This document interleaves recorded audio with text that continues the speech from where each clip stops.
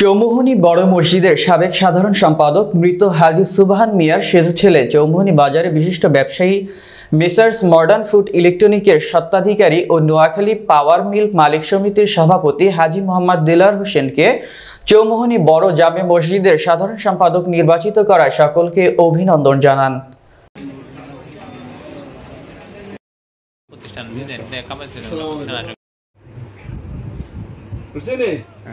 চৌমুহনী জামে মসজিদ ঐতিহ্যবাহী চৌমুহনী বাজারের কেন্দ্রীয় মসজিদ। এখানের সাধারণ সম্পাদক নির্বাচিত করা চৌমুহনী জামে মসজিদের মুসল্লি এবং অত্র এলাকার জনগণকে আমি কৃতজ্ঞতা প্রকাশ করি এবং ধন্যবাদ জানাই। আর আমাদের কমিটি 12 সদস্য কমিটি, এটার আমাদের সভাপতি হচ্ছেন নোয়াখালী জেলার এডিএম এবং সহসভাপতি আমাদের পৌর প্রশাসক ইউনো মহোদয়, আর সহসভাপতি জহিরুদ্দিন হারুন, সাধারণ সম্পাদক আমি দেলোয়ার হোসেন, সহ সাধারণ সম্পাদক নাসিমুল গনি চৌধুরী মহল, আর কোষাধ্যক্ষ আমাদের মাহফুজুল হক আবেদ। এরপর আছেন হিসাব নিরীক্ষক শওকে আলাহি রুমি এবং হাজী তোফায়েল আহমদ তোদামিয়া।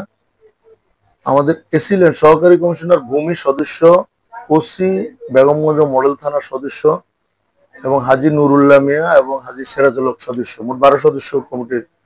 এটা ওয়াকফ সম্পত্তি। নোয়াখালী জেলা প্রশাসক মহোদয় এটা ওয়াকফতে প্রেরণ করেছেন, ওয়াকফ অনুমোদন করে পাঠিয়েছেন। আমরা নতুন কমিটি গত 2 দিন আগে আমরা আমাদের মসজিদের অফিস কক্ষে মিটিং করেছি।